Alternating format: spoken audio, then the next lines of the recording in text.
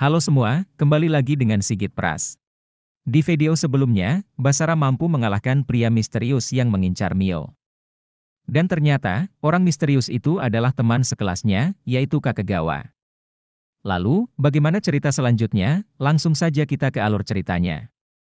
Wes rausah kakean bacot, kakean cocot, langsung saja, cekicrot.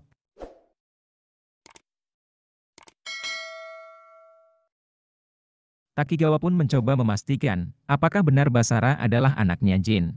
Yang katanya, Jin adalah musuh besar para iblis dan pahlawan yang terkenal di alam iblis. Dalam pertempuran, Jin memiliki kekuatan mengerikan dan dikenal sebagai dewa perang. Karena hal itu, mantan Raja Iblis Wybird menarik pasukannya karena takut akan kekuatan Jin. Takigawa pun memberitahu kalau pihaknya telah mengirim bala bantuan untuk mengawasi Mio. Dan pastinya, mereka mengirim seseorang yang lebih kuat dari Takigawa. Itu artinya, Basara harus lebih kuat dari sebelumnya agar bisa melindungi Mio.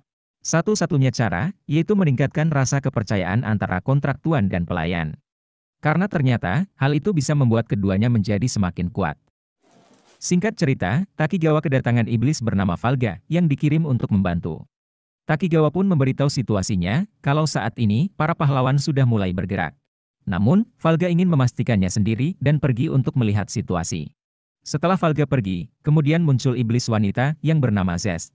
Dan ternyata, Zest adalah tangan kanan Zolgia yang dikenal dingin dan penuh perhitungan. Zest mengatakan kalau dirinya mendapat perintah langsung dari Baginda Raja Iblis. Mendengar hal itu, Takigawa pun dengan senang hati akan bekerja bersama Zest.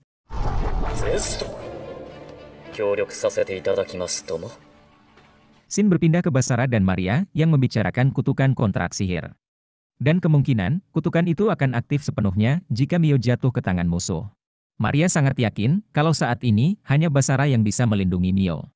Karena mau bagaimanapun, Basara memiliki kekuatan sebagai mantan pahlawan. Maria ingin keduanya semakin kuat dengan menumbuhkan rasa kepercayaan. Karena untuk sekarang, kekuatan mereka masih belum kuat untuk menghadapi fraksi Raja Iblis.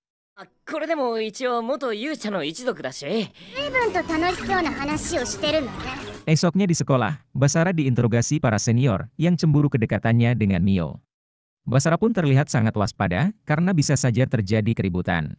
Yang untungnya, datang seorang guru yang kedatangannya membubarkan mereka semua. Singkat cerita, Basara kemudian berkencan dengan Yuki. Namun tiba-tiba, Basara merasakan ada seseorang yang sedang mengawasi mereka.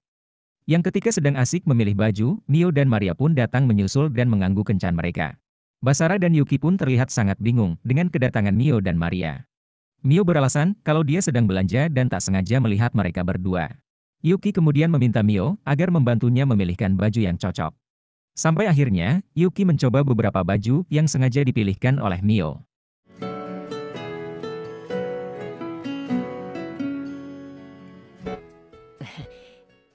Yang ketika mengantri, Yuki pun dihampiri oleh adiknya yang mengajaknya untuk pergi. Basara dan yang lainnya pun dibuat bingung karena Yuki ngilang begitu saja. Basara pun mencoba menghubungi Yuki, namun sayangnya tidak bisa dihubungi. Menurut mereka, tidak mungkin Yuki pulang sendiri karena Basara masih ada di sana. Dan tiba-tiba, mereka pun mendapat serangan mendadak yang muncul dari langit. Yang ternyata, serangan itu adalah ulahnya iblis Valga yang datang mengawasi Mio. Basara mengira kalau Valga adalah dalang di balik hilangnya Yuki. Valga sama sekali tak mengerti apa yang sedang dibicarakan oleh Basara. Karena emosi, Basara pun langsung menyerang Valga sehingga terjadi pertarungan. Namun, Valga bukanlah iblis kroco yang bisa dikalahkan dengan begitu mudah. Di tengah pertarungan, ada pahlawan bernama Takashi yang membantu mengalahkan Valga. Tubuh Valga dibuat membeku secara perlahan hingga hancur berkeping-keping.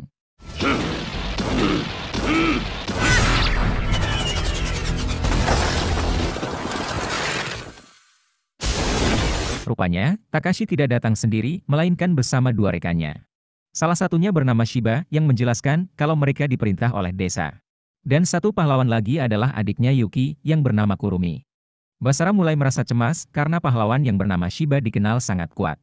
Yang rupanya, Yuki pun ada bersama mereka di pihak kaum pahlawan. Pihak desa telah mengubah status Mio menjadi target yang harus dilenyapkan. Dan jika Basara ikut campur, Basara akan dianggap sebagai musuh mereka. Meski begitu, Basara akan tetap melindungi Mio apapun resikonya nanti. Shiba pun menunjukkan kekuatannya dengan menghancurkan penghalang sihir.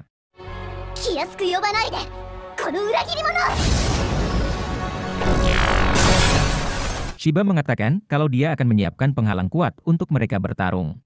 Yang dimana, pertarungannya adalah 3 lawan 3 yang langsung disetujui oleh Basara. Pertarungan akan dimulai seminggu lagi, dan lokasinya akan diberitahu nanti oleh Shiba. Malam harinya, Basara pun menelpon sang ayah dan menceritakan semuanya. Jin pun tak menyangka kalau pihak desa akan membebaskan Shiba dari penjara. Namun, belum dijelaskan secara detail mengapa Shiba dipenjara oleh kaum pahlawan.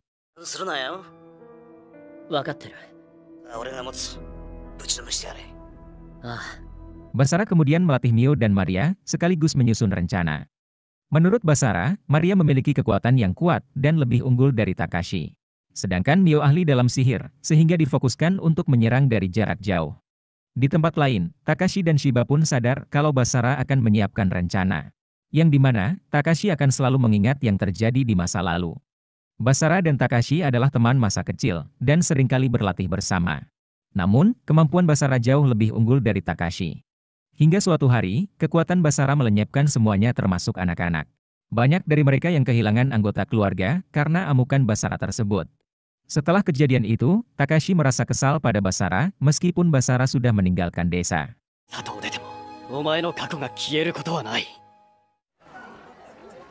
Esok harinya, Basara pun mengobrol dengan Takigawa di atap sekolah.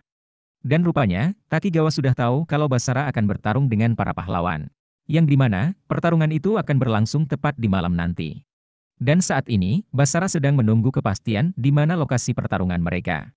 Takigawa mengatakan kalau pihaknya mengincar Mio dan akan ikut campur di pertarungan. Pihak iblis akan melenyapkan para pahlawan jika mereka berniat membunuh Mio. Singkat cerita, sore hari pun tiba. Basara kemudian bertemu dengan Yuki yang memberitahu lokasi pertarungan. Yuki sempat meminta Basara agar mundur dari pertarungan nanti. Namun, Basara tetap tak mau mundur dan masih bersikeras untuk melindungi Mio. Sampai akhirnya, mereka bertemu di jembatan untuk melakukan pertarungan.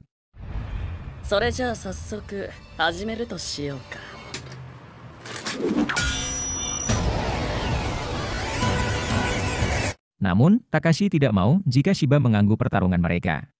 Oleh karena itu, Shiba tak ikut dalam pertarungan dan hanya mengawasi dari luar. Yang ketika dimulai, Basara pun langsung mengincar Kurumi untuk bertarung. Sedangkan Takashi disibukkan oleh Mio dan Maria yang menyerang secara bersamaan. Kurumi pun sadar kalau Basara sengaja memancingnya untuk bertarung. Kurumi menggunakan sihir angin yang membuat Basara sedikit kewalahan. Mio dan Maria berhasil memancing Takashi masuk ke dalam sebuah ruangan. Meski ada di luar pelindung, namun Shiba masih bisa melihat semua situasinya. Takashi pun dibuat kewalahan karena harus menghadapi 2 orang sekaligus.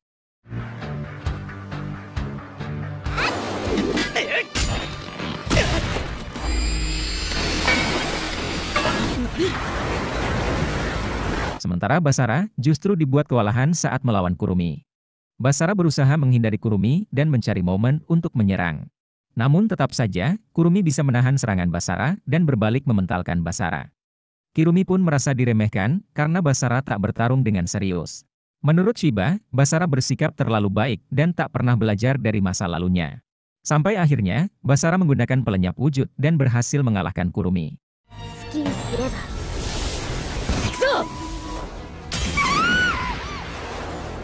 Yuki kemudian turun tangan dan menyerang Basara hingga langsung tak berdaya.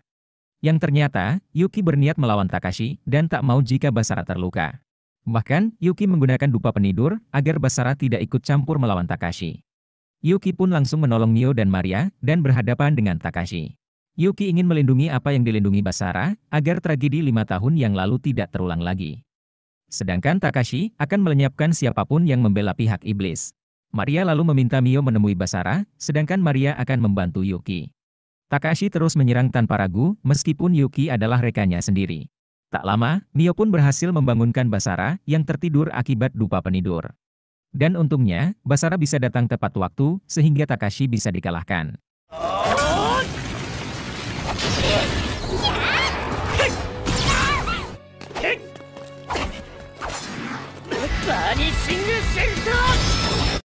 Shiba lalu mengajak rekan-rekannya untuk pulang dan menunda misi kali ini. Mio pun sempat menampar Takashi karena Takashi terus saja menyalahkan Basara. Mio mengatakan kalau selama ini Basara menderita atas tragedi 5 tahun lalu. Takashi dibuat diam tanpa kata dan harus merasakan ditampar oleh cewek. Para pahlawan lalu meninggalkan tempat tersebut dan akan kembali untuk menyelesaikan misi.